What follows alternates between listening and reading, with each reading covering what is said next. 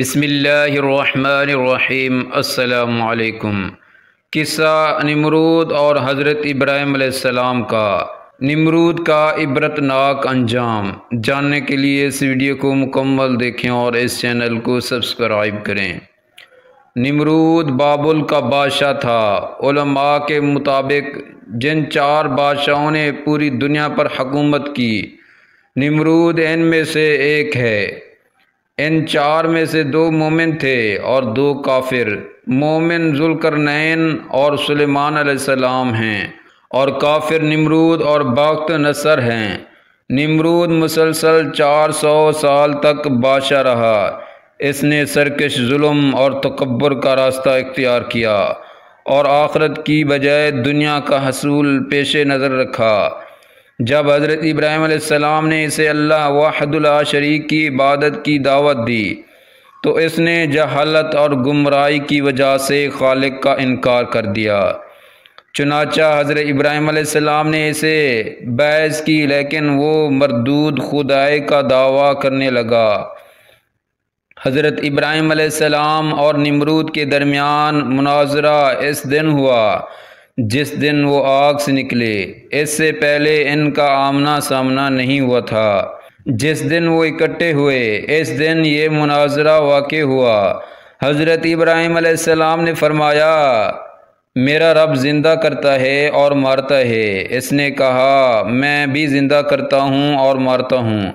اپنی بات کو ثابت کرنے کے لیے اس جاہل نمرود نے 2 قیدی منگا کر بے قصور مار ڈالا اور قصوروار کو چھوڑ دیا اور کہا کہ دیکھو، میں جس کو چاہوں مارتا ہوں، جسے چاہوں نہیں مارتا۔ اس طرح سب کو فریب دینے کی کوشش کی کہ اس نے ایک کو موت دی اور دوسرے کو زندگی بخش دی۔ اس کا یہ عمل حضرت ابراہیم علیہ السلام کی دلائل کا جواب نہیں تھا، اور نہ ہی اس کا معاوضہ مناظرہ سے کوئی تعلق تھا، بلکہ یہ ایک بیکار بات تھی جس سے ظاہر ہوا کہ اس کے پاس کوئی دلیل نہیں تھی۔ حضرت ابراہیم علیہ السلام نے جو دلیل پیش فرمائی تھی وہ یہ تھی کہ جانداروں کا جینا مرنا عام مشاہدے کی لحاظ ضروری کوئی ایسی ذات موجود ہے جس کی معیشت کے بغیر ان اشیاء کا وجود میں آنا محال ہے۔ لازمی ہے کہ ان واقعات کا کوئی فاعل ہو جس نے انہیں پیدا کیا، انہیں اپنے اپنے نظام کا پابند کیا، جو ستاروں، ہواؤں، بادلوں کو ایک جگہ سے دوسری جگہ لے جاتا ہے اور بارش برساتا ہے۔ ان جانداروں کو پیدا کرتا ہے جو ہمیں نظر آتے ہیں اور پھر ان کو موت سے ہمکنار کرتا ہے۔ اس دلیل پر حضرت ابراہیم علیہ السلام نے فرمایا کہ میرا پروردگار تو وہ ہے جو پیدا کرتا ہے اور مارتا ہے۔ لیکن اس جاہل بادشاہ نے جو کہا کہ میں بھی زندہ کر سکتا ہوں اور مار سکتا ہوں، اگر اس کا مطلب یہ ہے کہ نظر آنے والے کام اس کے کنٹرول میں ہیں تو یہ سراسر ضد اور ہٹ درمی کا اظہار ہے، اور اگر اس سے مراد قیدیوں کا واقعہ ہے تو اس کا حضرت ابراہیم علیہ السلام کی پیش کردہ دلائل سے کوئی تعلق ہی نہیں۔ بس وہ دلائل کے مطابق دلائل پیش نہ کر سکا، چونکہ بحث میں نمرود کی شکست کا یہ پہلو ایسا ہے جو کہ حاضرین یا دوسرے لوگوں میں سے بہت سے افراد کی سمجھ میں آنے والا نہیں تھا۔ اس لیے حضرت ابراہیم علیہ السلام نے ایک اور دلیل پیش کر دی اور اسے سب کے سامنے لاجواب ہونا پڑا۔ ارشاد باری تعالیٰ ہے، ابراہیم نے کہا کہ اللہ تعالیٰ تو وہ ہے جو سورج کو مشرق سے نکالتا ہے، لہٰذا تو اسے مغرب سے نکال دے۔ یعنی یہ سورج روزانہ مشرق سے نکلتا ہے جسے اس کو پیدا کرنے والے اور چلانے والے نے مقرر کر رکھا ہے۔ اگر تو ہی زندگی اور موت کا مالک ہے، جیسا کہ تیرا دعویٰ ہے کہ تو زندہ کرتا ہے اور موت دیتا ہے، تو اس کو مغرب سے لے آ، کیونکہ جس کے ہاتھ میں زندگی اور موت کا اختیار ہو وہ جو چاہے کر سکتا ہے۔ اسے نہ منع کیا جا سکتا ہے اور نہ مغلوب کیا جا سکتا ہے۔ بلکہ وہ ہر چیز پر غالب ہوتا ہے اور ہر چیز اس کے حکم کی پابند ہوتی ہے۔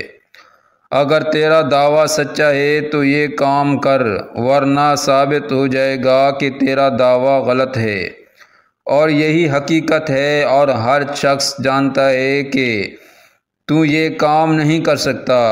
تو اس قدر عاجز ہے کہ ایک مچھر بھی پیدا نہیں کر سکتا۔ اس طرح حضرت ابراہیم علیہ السلام نے اس کا جہل اور عاجز ہونا واضح فرما دیا، لہٰذا اس کے پاس کہنے کو کچھ نہیں تھا اور اس کا منہ بند ہو گیا۔ اس لیے اللہ پاک فرماتا ہے فَبُوئِتَ الَّذِي كَفَرْتَ وَاللَّهُ لَا يَهْدِي الْقَوْمَ الظَّالِمِينَ۔ ترجمہ: یہ سن کر کافر ششدر رہ گیا اور اللہ بے انصافوں کو ہدایت نہیں دیا کرتا۔ نمرود نے اشیاء خوردنی کا انتظام اپنے ہاتھ میں رکھا تھا۔ لوگ غلہ لینے کے لیے اس کے پاس جاتے تھے۔ حضرت ابراہیم علیہ السلام بھی دوسروں کے ساتھ غلہ لینے گئے۔ اس نے حضرت ابراہیم علیہ السلام کو غلہ دینے سے انکار کر دیا۔ آپ خالی ہاتھ لوٹے اور گھر کے قریب پہنچے تو دونوں بورے مٹی سے بھر لیے اور سوچا کہ جب میں گھر پہنچوں گا تو گھر والے مطمئن ہو جائیں گے۔ گھر پہنچ کر انہوں نے بورے اتارے اور خود سو گئے۔ آپ کی زوجہ محترمہ حضرت سارہ اٹھ کر بوروں کے پاس گئی تو دیکھا کہ وہ عمدہ غلے سے بھرے ہوئے ہیں۔ انہوں نے کھانا تیار کیا۔ جب حضرت ابراہیم علیہ السلام بیدار ہوئے تو دیکھا کہ کھانا تیار ہے۔ انہوں نے پوچھا یہ کھانا کہاں سے آیا؟ زوجہ محترمہ نے فرمایا کہ جو آپ لائے تھے اس سے تیار کیا ہے۔ حضرت ابراہیم علیہ السلام سمجھ گئے کہ یہ اللہ پاک نے معجزانہ طور پر عطا فرمایا ہے۔ نمرود مردود ہر بار توحید کی دعوت کو قبول کرنے سے انکار کرتا رہا۔ بھلا آخر بولا تو اپنے لشکر جمع کر لے، میں اپنے لشکر جمع کرتا ہوں تاکہ تیرے خدا کے ساتھ میرا مقابلہ ہو۔ حضرت ابراہیم علیہ السلام نے فرمایا اے مردود تو اپنا لشکر جمع کر، میرا خدا کن فیکون میں جمع کر دے گا۔ تب وہ مردود مشرق و مغرب کی فوج کو جمع کرنے میں لگ گیا۔ حضرت ابراہیم علیہ السلام نے آخری بار بھی اس کو ہدایت کی دعوت دی، لیکن اس مردود نے کہا کہ مجھے تیرے خدا کی کچھ حاجت نہیں۔ اس وقت حضرت ابراہیم علیہ السلام نے دعا مانگی اے مالک، یہ ملعون نافرمان تیرے ساتھ مقابلہ کرنا چاہتا ہے، اس کو ہلاک کر۔ تیری مخلوق میں مچھر ادنا اور ضعیف ہے اور کوئی جانوروں کی خوراک بنتا ہے۔ میں تیرے رحمت سے اس مچھر کو مانگتا ہوں کہ وہ اس مردود کا خاتمہ کرے۔ بس ان کی دعا قبول ہوئی۔ نمرود نے اپنی فوج کو میدان میں اکٹھا کیا اور حضرت ابراہیم علیہ السلام سے کہا اگر تیرا خدا چاہے تو زمین کی حکومت ہم سے چھین لے، مگر اس سے پہلے میری فوج کا مقابلہ کرے۔ حضرت ابراہیم علیہ السلام نے اس سے کہا کہ مردود دیکھ، میرے خدا کی فوج آ گئی ہے۔ نمرود نے دیکھا کہ ماند ابر سیاہ ہوا پر کچھ چلاتا آتا ہے۔ یہ دیکھ کر لشکر میں ہلچل مچ گئی، مچھروں کا شور پھیل گیا اور اس مردود کا سارا جوش و خروش جاتا رہا۔ یوں اللہ پاک نے اس لشکر پر مچھر مسلط کر دیے۔